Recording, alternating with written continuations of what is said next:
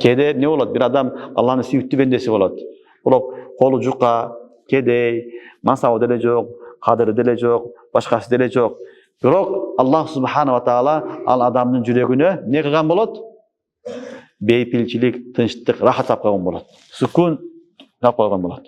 Ал сүкүн, жыргалчылык башкада жок. Башка бир адамды көрөсүң, чоң бир бай, чоң бир мансапта иштеген адам, башка бир адамдар, атактуу адамдар, бирок алардын ичинде тынчтык жок. Кыжалатчылык, ойлор, фикирлер, ар түрдүү нерселер Алла таала эмне кылган? Гам, фикир менен, кайгы менен кайгы сап койгон. Кайгылар менен жашайт. Сыртынан көргөндө жылтырайт, жакшы көрүнөт, бирок жакындаган сайын качкын келет. Качкын келет. Анын акыбарын көрсөң качкын келет.